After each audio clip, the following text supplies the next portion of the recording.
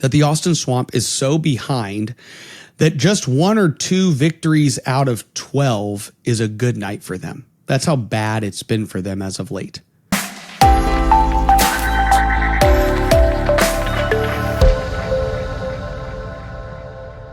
The conservative Republicans in the state of Texas had nearly a perfect night on election night. This is just the reality. We now have defeated over 15 Republican incumbents. I think we've defeated 15 Republican incumbents who ran for re-election and continued to replace liberal Republicans who left with conservative replacements. Okay. So not only are we gaining when we beat an incumbent, but we're gaining when a bad incumbent leaves and then is replaced by a conservative, reform-minded fighter in the legislature, right? Here's the truth, though. It was a very disappointing night on a couple of fronts. Cheryl Bean barely lost her race by 300 votes up in Fort Worth. David Covey barely lost by less than 2 points to the Speaker of the Texas House, who spent over $5 million in his reelection campaign. And then you also had even like Tony Gonzalez survive a very strong conservative challenger. So I'm going to talk about a couple of those, but I am going to first focus on all the wins that we had, because whenever we have a handful of losses, it feels like we were defeated.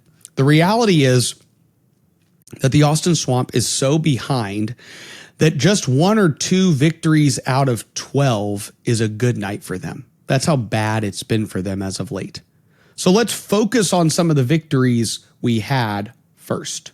Now, there were a number of incumbents defeated that were opposed by President Trump, Governor Greg Abbott, Senator Ted Cruz, Dan Patrick, Ken Paxton, all of them. Okay. These are the ones that voted wrong on school choice, but they're also the same ones that voted wrong on a myriad of other issues, including impeaching our attorney general and against a ton of different conservative policy.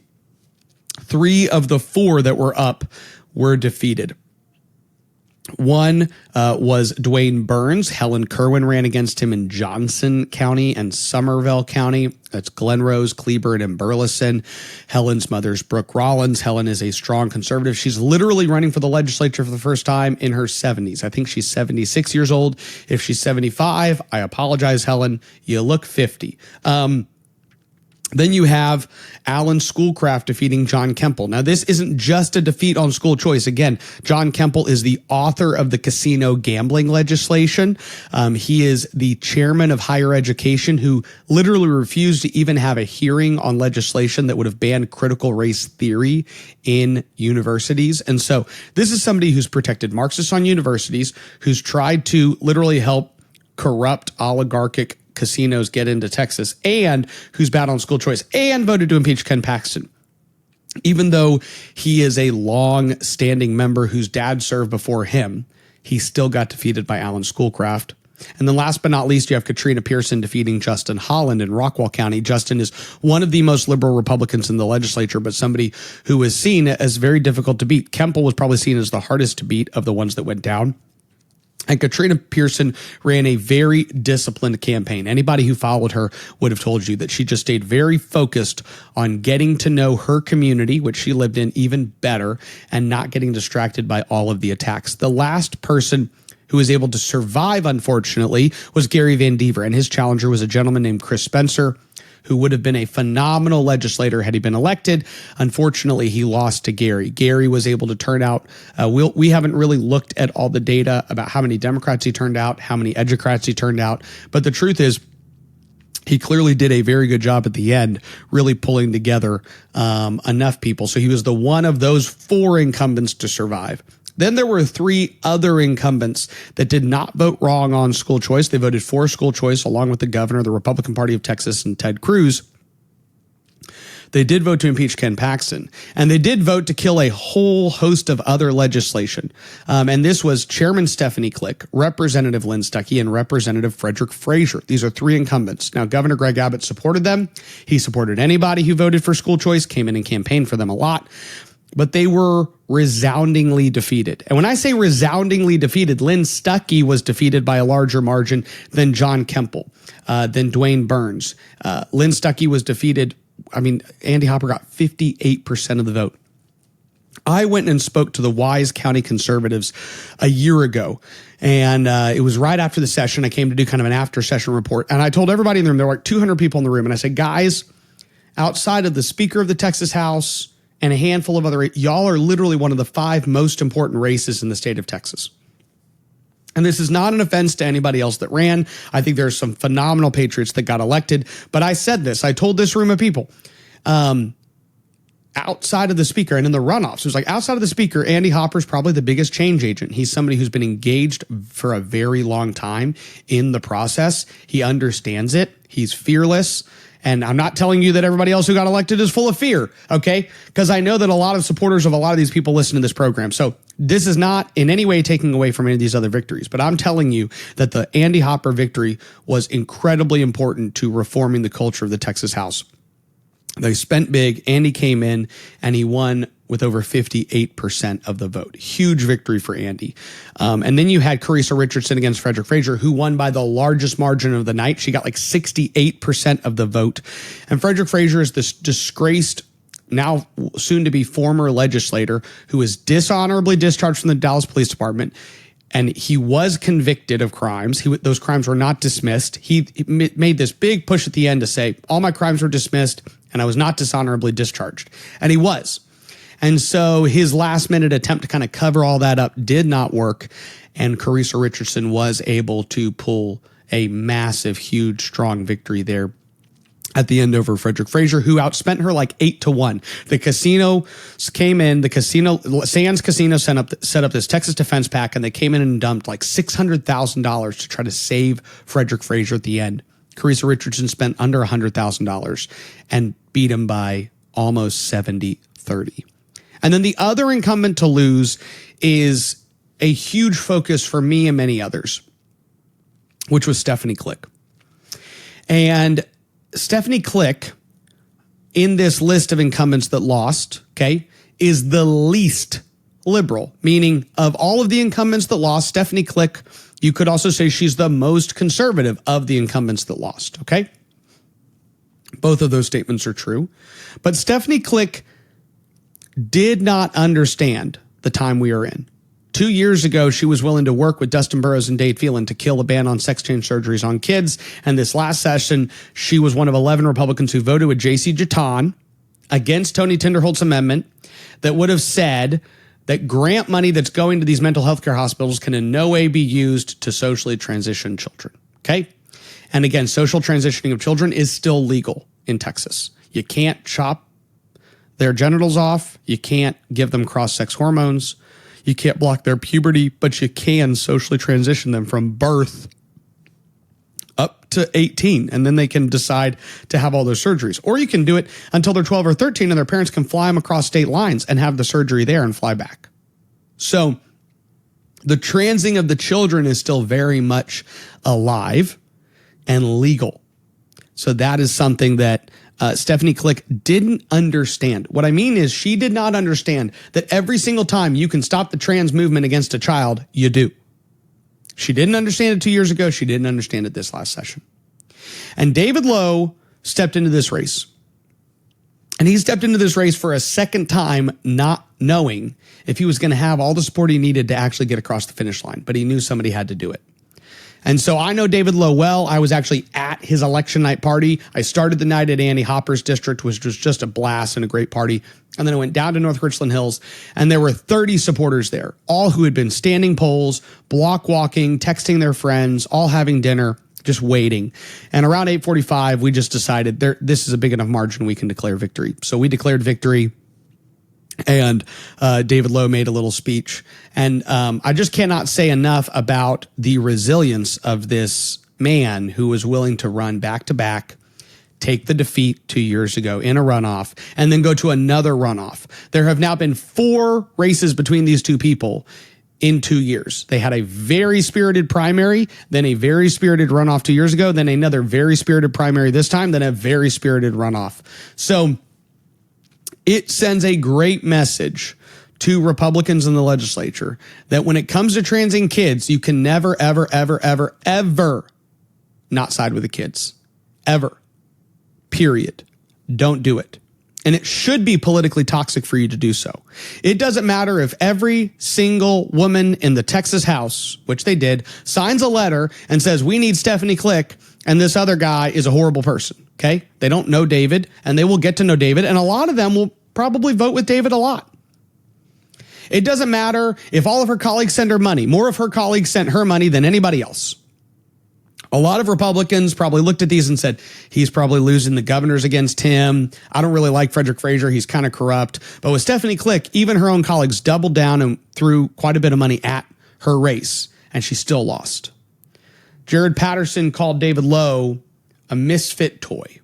He actually said this on a Spotify, not a Spotify, it was a podcast episode, but I remember listening to it on Spotify, which is really funny that I say a Spotify episode. So it's a podcast episode, and with WFAA, Jason Whiteley, and he says, David Lowe's a misfit toy that just somebody found to try to get elected to the legislature, which is a lie. David Lowe is a man who lives in his district, who looked at the record of his state representative incumbent and stepped into the arena, right? And he's going to be just as much a state representative as Jared Patterson next session. Huge victory for conservatives. You have a number of open races. One is AJ Louderback and Jeff Bouknight. And Jeff Bouknight is the mayor who raised property taxes every year he was there and let porn stay in his city library and was massively backed by TLR. It was one of their largest investments of the cycle was Jeff Bouknight. And AJ Louderback is a conservative sheriff from that district who was endorsed by Ken Paxton and Sid Miller and Don Buckingham and Lieutenant Governor Dan Patrick, all came in and bolstered him. He signed the contract with Texas. Jeff Bouknight did not. AJ Louderback has made it clear that he wants to reform the Texas legislature in a positive way, and he won by 10 points. A huge victory for conservatives that night. So as you can see, quite a few conservative victories, right? Now, the first loss we talked about was Chris Spencer over Gary Van Dever. Not a fun loss. The other one is in House District 97. John McQueenie versus Cheryl Bean. Now, based on what John McQueenie has publicly said, he's more conservative than Craig Goldman. And Craig Goldman also won that congressional seat in CD12 that same night, which a lot of conservatives worked hard to help John O'Shea. That was not as close a race, but it was a defeat. And so I do think that John McQueenie is to the right of Craig Goldman. I don't think he's to the right of Cheryl Bean. I think Cheryl Bean was more conservative and a more conservative reformer. She lost by 300 votes. She won early voting by 50, lost by 300. That's always a tough loss to have. I hate those elections, and I can say that. I don't hate people. As Christians, we don't hate people. You shouldn't hate people. It says you murder them in your heart if you hate them. So don't do that. But I can hate scenarios, right? And the scenario I hate is a scenario where you start out on top and then a dump of votes comes in and you lose. And that's what I experienced in 2008 when my dad lost in the legislature. We were up all night. My dad got a call in 2008 from then Attorney General Greg Abbott. Okay, Greg Abbott's the Attorney General in 2008. He calls my dad and goes, "Congratulations, Nathan. Look forward to serving, with you and working with you next session." And then Governor Rick Perry at the time calls my dad, "Nathan, you won. Good job." And I was actually there. I'm on my dad's side, right? So he's sitting there talking to Rick Perry, and he literally tells the governor, "Governor, there are votes still outstanding. I'm not counting my chickens before they hatch." And the governor was like, "Look, there's only like 3 or 4 precincts. There's no way they can make up the margins they need to make up. You're going to be there." Well, then those came in and people were voting in alphabetical order in those precincts. And, they didn't show up till 4 hours after the polls closed. And all of a sudden they had doubled in turnout from previous cycles. And they were 80-20 against my dad. And so he loses by 17 votes of 30,000 cast, right? His former opponent was at the courthouse in Fredericksburg. And she was calling. We now have like witnesses that went to court and said, she called people and said, "How many votes does Doug need to beat Nathan?" Right? How many votes does he need to win? So we don't know what happened that night. No one will ever know. It could be all on the up and up, and it could be election fraud. We don't know. But I don't like elections where you start out on top and you come down below. They completely, suck the wind out of you. Cheryl Bean is a great conservative warrior and someone who should stay engaged in the fight. And John McQueen, while he's to the right of Craig Goldman, is not as conservative as Cheryl. Sands Casino. Here's what's funny. I've seen some Austin insiders talk about, oh, this is a big upset. This was a big turnaround. Man, John did not do well on March, and he flipped this race in May. Well, it's important to talk about the fact that Sands Casino spent $2 million. It's probably a little less than 2. By the time it all comes out, I think it's going to be closer to 1.7 to 1.8. Sands Casino alone spent 1.7 to 1.8 million dollars in 3 weeks to get John McQueen elected. Because John McQueen has said that he supports casino gambling. And so they came in and wrote a massive check to say, we are in such need of pro-casino votes that we're willing to write a $2 million check to elect the right person. Somebody who we know we can own that vote in regards to casinos. And Cheryl Bean does not support casinos. John McQueen, in combination with other people's help, spent over $2 million in the final 3 weeks of that election.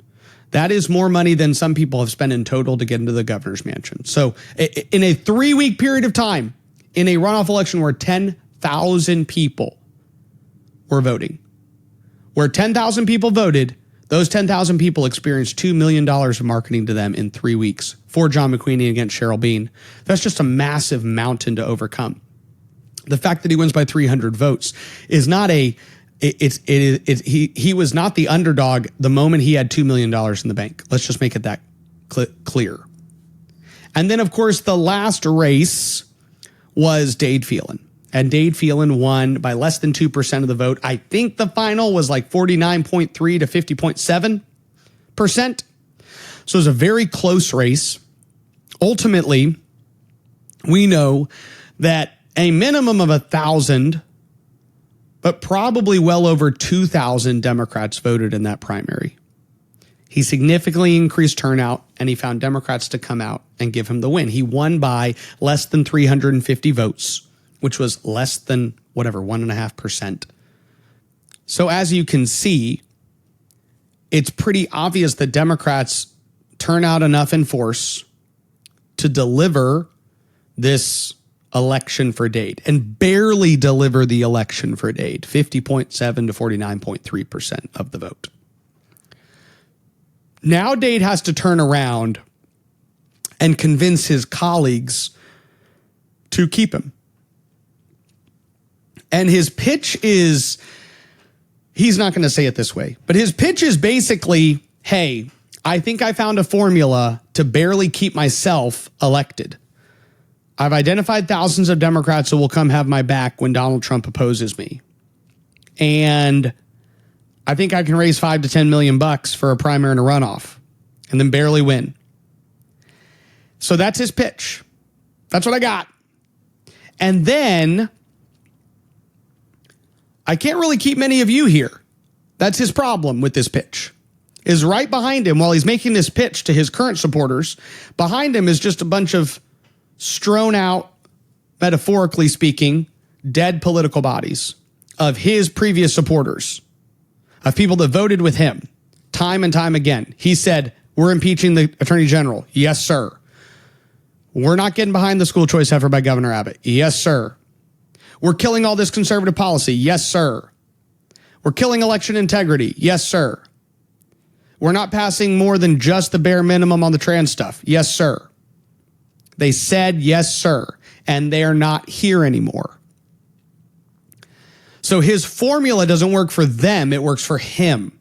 They can't raise $10 million for their reelection. They don't know 2,000 Democrats that are going to come out and save them.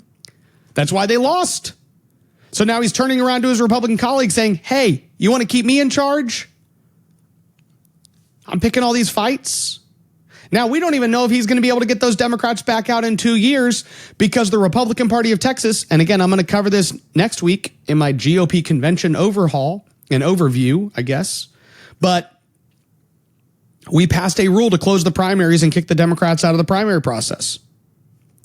And then elected a chair in Abraham George and Dorinda Randall and vice chair who are going to actually go and defend that in court.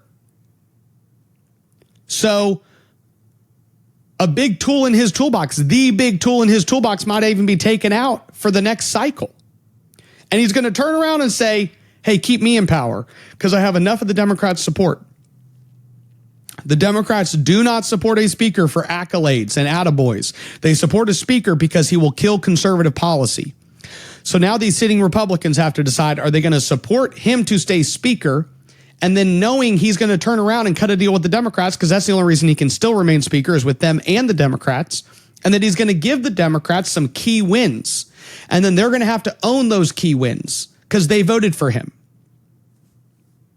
So his road to the speakership is not perfect, even though he barely got reelected. News and analysis on what's happening in Texas. End your day with daily headlines from Texas Scorecard. Every day at 5 p.m., join me, Brandon Waltons, as we recap the biggest stories of the day and talk about why they matter to you. From the state capitol to town hall, there's no shortage of events happening. Keep up with it all. Watch and subscribe to Daily Headlines from Texas Scorecard.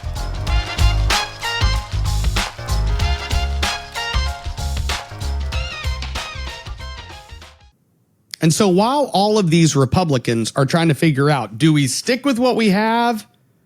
And no, we're basically sticking our hand in a blender, turning it on and smiling while we do it for the speaker? Or do we chart a new path forward? And Chairman Abraham George and Dorinda Randall released a great statement on Election Day. They started out, we wanted to encourage Republicans across the state to get out and vote in today's runoff. So they kind of started just saying, hey, everybody go vote. But then here was their message that was key. For Texas House Republicans, tomorrow will bring a great opportunity for all of us to come together to ensure that we can unite against Democrats. We must first guarantee they are not picking our next speaker. This happens by requiring House Republicans to select the speaker in the Republican caucus with only Republican votes. We must also eliminate Democrat chairmanships, which give Democrats the power to kill GOP legislation and punish conservatives who fight for policies in our platform. Uniting behind reforms like those outlined in the contract with Texas would address these structural problems in the Texas legislature. The Texas GOP has always had an attitude of cooperation with our elected officials, from statewide offices to the state Senate, Congress, and at the local level. We have also heard loudly from Republican voters who put these elected officials in office. Unfortunately, past Texas House leadership regimes opted to reject us and cooperate with Democrats, further dividing House Republicans through an embrace of broken uniparty structures. We can't make that mistake again. Together, we are always stronger. Imagine being in World War II and America's coming in and there's this European nation, okay? And in this example, the European nation is existing House leadership, okay? And they say, hey, just to let you know, we're really good friends with Hitler. We hang out with Hitler. We do stuff with Hitler. We actually, coordinate with him, cooperate with him. But I swear we're on the same team. The American forces, the American government, the generals, the president would have said, no, that's not how it works, okay? In this conflict we are in, there is the United States and there's Germany. That's the reality. And what House leadership wants to do is say, hey, I swear we're on the same team, so you have to be with me. But here's the thing. We basically work with them, the Democrats. They help run our government. We voluntarily give them a bunch of power. We cut a bunch of deals with them and let them kill a bunch of our policy. But I swear we're on the same team and we're together. And what Chairman George and Dorinda Randall said is, hey, we want to cooperate with you the same way we cooperate with the Texas Senate and Congress and local officials and statewide officials, but that cannot happen if you cut this deal. Don't do it. It's a great message, and a message that Republicans need to hear. The Republican elected officials in the Texas House, that is. If you're a Republican, if you're a conservative listening, you're like, I already know that. Guys, I hate having a couple losses. But you have to understand that the conservative movement in Texas had more victories than they ever had at any time in modern Texas history. They defeated more incumbents than they ever have. They won more open seats than they ever have. They won a ton of party positions across the state of Texas. Next week, we'll talk about all the victories we had at the convention. Like, all of this is happening because conservatives are willing to work together. People are willing to set aside personality and instead focus on policy and outcomes. That's the focus. We need to help elect the right people and then push the right issues to engage and achieve the right policy outcomes. We need to fight for the right structures that will dictate the right behavior. And that's what the grassroots focus on. Through the party, through the elected process, through the policy advocacy issues, through organizing at a local level. These groups, there are groups that did not exist 2 years ago, who groups in a district that a Rhino won, who then got together and said, we're going to organize a conservative group here, and then started organizing and getting together on a regular basis, and then flipped their county, which then led to a flipped Texas House seat, which then led to the contract with Texas having 21 signers. Do you understand? All of these things play a role, and each and every one of you are part of that. You're part of these organizations. You donate to some of these groups. You help some of these candidates. Some of you are those candidates who stepped up. Some of you went to convention. Some of you voted for Abraham George for chair. Some of you served on rules and platform and legislative priorities. These are the people that all worked together to achieve the victories we've had so far. And that's not going to stop in Texas. And that's what's encouraging. That's what should encourage you as well. So I wish Dade Phelan hadn't won, but he did. He barely did. But so many of his lieutenants lost because of their loyalty to him. It cost them their political positions. I am so proud of all of the individuals who stepped up and said, we're going to make Texas a better place over the last 2 years. It was literally a year and a couple days ago that they voted to impeach Ken Paxton. I think it's a year and 3 days ago they voted to impeach Ken Paxton. Think of that day and where we are today. That is a testimony to each and every one of you. That is a testimony to every single person who engages with this program and then goes out and does something. Because I've met a lot of you, and you're not just hearers, you're doers. You're not just people who consume information. You consume information so you can act on it. So you should be encouraged by all the victories that conservatives had. We need to continue on the march into November. We need to continue to support the Republican Party of Texas so it can also be a bulwark against the more liberal politicians in our party. We need to continue to organize in these groups and grow all these grassroots level organizations. We need to organize amongst issue organizations and entities that are specifically pushing issues that we care about and organizing people even more so within those given areas, right?